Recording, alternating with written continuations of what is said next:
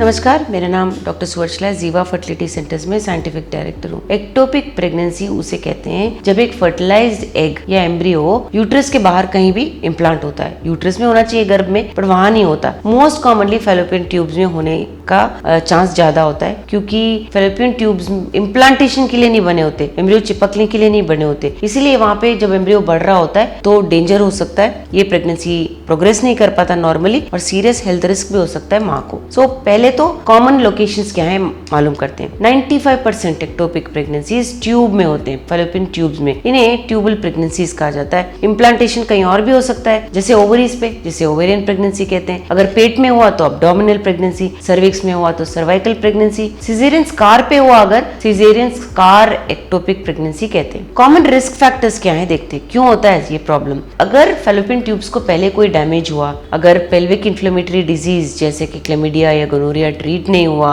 या ठीक से ट्रीट नहीं हुआ, या क्रॉनिक प्रॉब्लम है, अगर पहले कोई ट्यूबल सर्जरी हुआ है जैसे स्टरलाइजेशन रिवर्सल, या ब्लॉक ट्यूब्स थे उसको रिपेयर किया गया, प्रीवियस अगर एक्टोपिक प्रेगनेंसी हो चुका है तो भी रिस्क बढ़ जाता है आपका। हार्मोनल या स्ट्रक्चरल फैक्टर्स अगर हो तो भी हो सकता है, या एंडोमेट्रियोसिस हो क्योंकि उसकी वजह से स्कारिंग और एडिशंस होते हैं। अगर पैदाइशी कंजेनाइटल अबनॉर्मलिटीज ही हो आपके फैलोपियन ट्यूब्स में तो भी प्रॉब्लम हो सकता है। इंट्रा यूट्राइन डिवाइसेस जो प्रेगनेंसी नहीं आने के लिए यूज करते हैं, आईयूडीज जिसे कहते हैं, उससे भी हो सकता है, क्योंकि अगर वो ठीक से नहीं डाला गया तो एक्टोपिक हो सकते हैं। एआरटी या असिस्टेड रिप्रोडक्टिव टेक्नोलॉजीज में एम्ब्रियो को गर्भ में डाला जाता है। अगर एम्ब्रियो चलते चलते कहीं और चिपक गया जैसे कि ट्यूब में, सर्विक्स में, तो भी ये रिस्क बढ़ जाता है। कुछ और भी ऐसे रिस्क हैं जो महत्वपूर्ण है जानने के लिए। स्मोकिंग, महिला की उम्र अगर 35 के ऊपर है, प्रीवियस पेल्विक या एब्डोमिनल सर्जरी हुआ है तो भी रिस्क बढ़ जाता है आपका। सिम्टम्स क्या है? सिम्टम्स अक्सर 4 से 12 हफ्ते प्रेगनेंसी के दौरान पता लगते हैं। यूजुअली अर्ली सिम्टम्स क्या होते हैं? अगर वो एक्टोपिक फूटा नहीं है जिसे रप्चर कहते हैं तो उसके अर्ली सिम्टम्स होते हैं पेट में दुखना, पेल्विक पेन,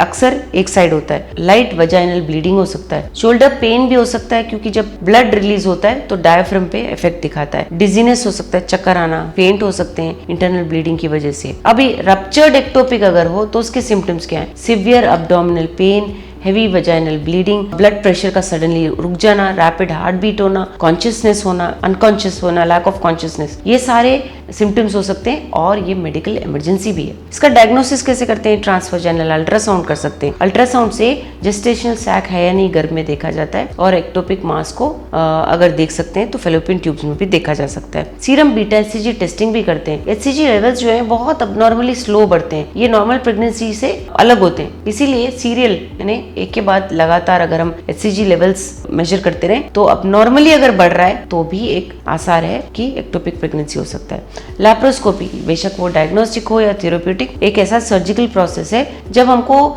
ये एमआरआईज या स्कैनिंग में कुछ पता नहीं लगता तो हम ये सर्जिकल प्रोसेस कर सकते हैं, जिससे एक्टोपिक प्रेगनेंसी को देखा जा सकता है और निकाला भी जा सकता है। ट्रीटमेंट चॉइसेस में जैसे मैंने कहा साइज और एचसीजी लेवल्स के मुताबिक या रप्चर हुआ है या नहीं उसके मुताबिक ट्रीटमेंट किया जाता है। मेडिकल मैनेजमेंट के मोस्ट इंपॉर्टेंट है मेथोट्रेक्सटेट इंजेक्शंस, जो फर्स्ट लाइन ऑफ ट्रीटमेंट है अर्ली एक्टोपिक प्रेगनेंसी के लिए। ये सेल के डिवीजन को रोकता है, बॉडी को अलाउ करता है प्रेगनेंसी टिश्यू को अब्सॉर्ब करने में, सो प्रेगनेंसी लॉस हो जाता है। लेकिन बहुत ध्यान से एचसीजी लेवल्स को मॉनिटर करना पड़ता है जब तक वो जीरो नहीं आते। डॉक्टर की सुपरविजन में ही इन दवाइयों को दिया जाता है या लिया जाता है। सर्जिकल मैनेजमेंट भी होता है। लैप्रोस्कोपिक सैल्पिंग जिसे कहते हैं, जो नॉन रप्चर्ड केसेस के लिए होता है।